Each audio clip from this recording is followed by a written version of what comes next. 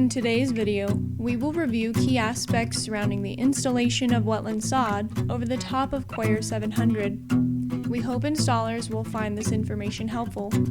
Prior to the Wetland Sod's arrival, you will want to plan in advance and have your tools and install supplies ready. Most can be picked up at any local hardware or farm supply store. Please note that we do not provide stakes for installation. These items must be purchased on your own. Upon installation, the Coir 700 will act as a buffer between the root systems of the wetland sod and the soil below. To maintain moisture accessible to the wetland sod, ideally mats will be installed in standing water. If this is not an option for your project, first ensure the Coir 700 is saturated prior to install. Then, use aggressive supplemental irrigation until the wetland sod has had enough time to root through the coir. Before you begin to install the mats, prepare the site by removing any debris that can prevent direct contact between the wetland sod roots and the coir and soil below. Since the rolled mats have already been tied up for transport, after moving them into place, simply cut the twine and unroll the mat.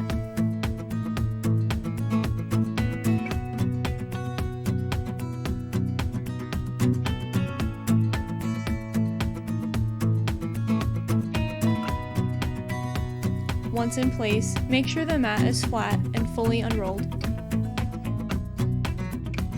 The staking pattern and frequency is dependent upon the erosive potential at the project site.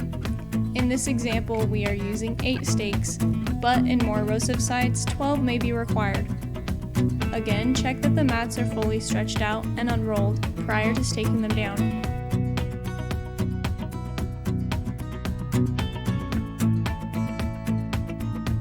These stakes are the largest size used and are custom cut from 2x4s. To protect the mats from drying down, you may want to add a slurry of sand and water onto the wetland sod mat itself. This will add an extra layer of protection against the drying effects of sunlight and wind while the plants root through the coir and into the saturated soil.